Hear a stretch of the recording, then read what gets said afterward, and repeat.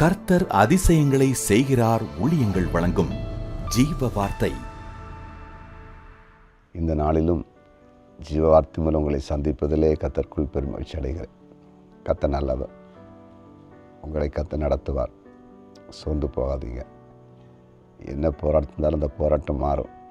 தேவைகளை கர்த்தர் சந்திப்பார். வேலைன்னா வேலையை தருவார். உங்கள் தொழில் வியாபாரம் ஆசீர்வாதமாக இருக்கும். பயப்படாதீங்க. கடனுக்குள்ளே இருந்தீங்கன்னா கடன் பிரச்சனையை ஆண்டவர் மாற்றுவார். இந்த உலகத்தில் உங்களால் வாழ முடியும். ஏசப்பா வாழ வைப்பார். உங்களுடைய ஜெப குறிப்புகளை கமெண்ட் செக்ஷனில் எங்களுக்கு அனுப்புங்க.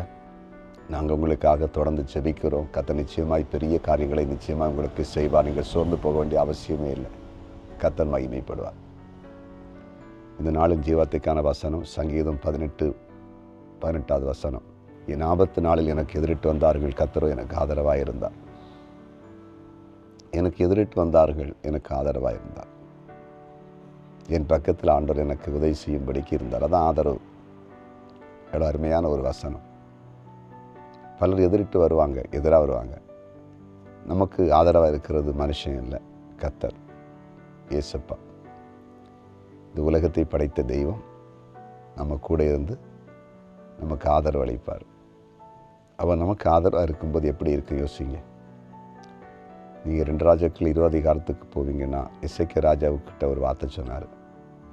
நான் உன்னை அசீரியரின் கைக்கு உன்னை தப்பு வைத்து இந்த நகரத்துக்கு ஆதரவாக இருப்பேன். இந்த நகரத்துக்கு ஆதரவாக இருப்பேன்னு சொன்னார். அப்படின்னா உனக்கு நான் ஆதரவாக இருப்பேன்னு சொன்னார்.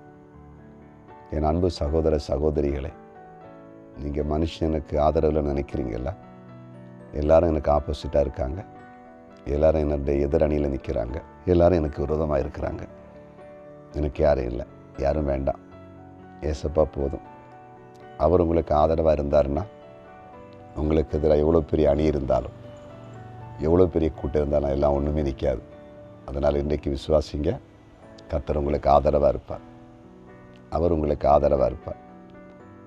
ஜெபம் பண்ணுவோமா? ஜெபிக்கலாம்.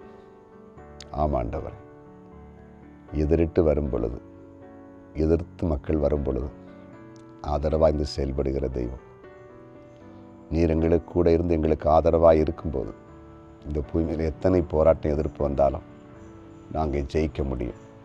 இன்றைக்கு உங்களுடைய பிள்ளைகளுக்கு நம்பிக்கையை கொடுங்க. எல்லா சோர்வுகளையும் நீங்கள் மாற்றிடுங்க.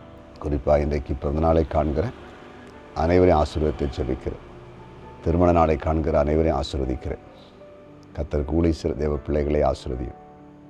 சிறு சிறு வியாபாரம் பண்ணுற எல்லாரையும் ஆசீர்வதிங்க. இந்த நாளில் நியாயஸ்தலத்தில் போய் நிற்கிறவங்களுக்கு நியாயம் கிடைக்கட்டும். வாகன பிரயாணங்களில் பாதுகாப்பு இருக்கட்டும்.